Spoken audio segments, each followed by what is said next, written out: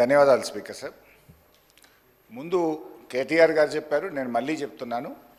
ఈరోజు కేంద్ర బడ్జెట్లో తెలంగాణకు తీవ్రమైన అన్యాయం జరిగిన మాట వాస్తవము. మీరు రిజల్యూషన్ ప్రవేశపెడితే దాన్ని ఏకగ్రీవంగా పాస్ చేయడానికి మేము సిద్ధంగా ఉన్నాము.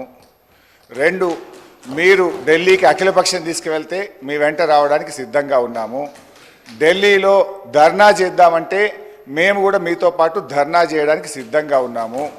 ఈ రాష్ట్ర ప్రయోజనాల విషయంలో ఎట్టి పరిస్థితుల్లో రాజకీయాలకు అతీతంగా ఏ పోరాటానికైనా బీఆర్ఎస్ పార్టీ సిద్ధంగా ఉన్నది, ఉంటుంది అని స్పష్టంగా తెలియజేస్తా ఉన్నాను.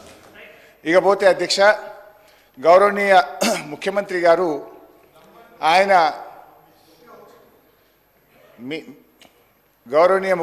గారు ఆ మధ్య మాట్లాడుతూ రుణమాఫీ గురించి హరీష్ రావు దీక్ష చేయాలన్నాడు, నిరుద్యోగుల గురించి కేటీఆర్ దీక్ష చేయాలన్నాడు. మరి అన్నీ మేమే చేస్తే నువ్వేం చేస్తావు? ఈ రాష్ట్ర సభా నాయకుడిగా ఎందుకంటే నన్ను వ్యక్తిగతంగా అన్నారు అధ్యక్ష, ఈరోజు నీకు అగ్గిపెట్టె దొరకలేదా అంటున్నాడు. మాది ఉద్యమ స్ఫూర్తి. మీలాగా ఆ రోజు రాజీనామా చేయమంటే తెలుగుదేశం పార్టీ తరఫున ఎమ్మెల్యేగా ఉండి రాజీనామా చేయకుండా పారిపోయినటువంటి చరిత్ర మీది. తెలంగాణ ఉద్యమకారుల మీద తుపాకీ పట్టుకుపోయిన రైఫిల్ రెడ్డిగా పేరు తెచ్చుకున్నది మీరు. సోనియా గాంధీ గారిని దయ్యమని నాడన్నావు, దేవత అన్న చరిత్ర నీది. రాహుల్ గాంధీ గారిని ఆనాడు పప్పు అన్నావు, ఈనాడు పిఎం క్యాండిడేట్ అంటున్నావు. నేనేమంటున్నా సరే, దయచేసి నేను చెప్పేది ఒకటే, సీఎం గారు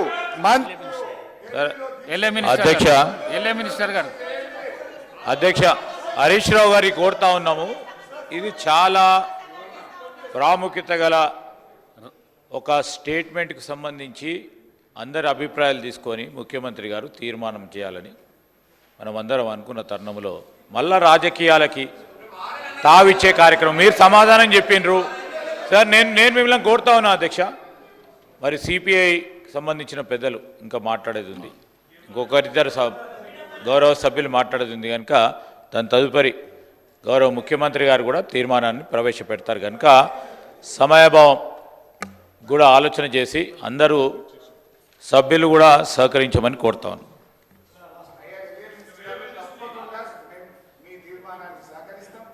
ఏకగ్రీవంగా పాస్ చేయడానికి సహకరిస్తాం. అయితే నేను ఒకటే సభానాయకుడికి నేను కోరేది సార్, మా ట్రాక్ రికార్డు ఉంది.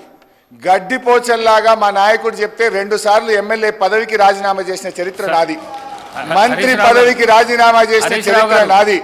కానీ మీరు మా ఉద్యమ స్ఫూర్తిని ఈ రకంగా అవమానపరిచేది సభ రికార్డు నుంచి తొలగించాలని మిమ్మల్ని కోరుతున్న అధ్యక్ష. కేసీఆర్ గారిని రమ్మంటుండ్రు. కేసీఆర్ గారు చావు నోట్లో తలబెట్టి కానే కాదని తెలంగాణ తెచ్చిండు. కేసీఆర్ ఎందుకు? నువ్వు చేయి, నీకు 1000 మంది మేము రక్షణ కవచంగా ఉంటాం, మేమందరం ఎమ్మెల్యేలు వచ్చి నీ చుట్టూ ఉంటాం, నువ్వు మీ కేబినెట్ దీక్ష చేయండి.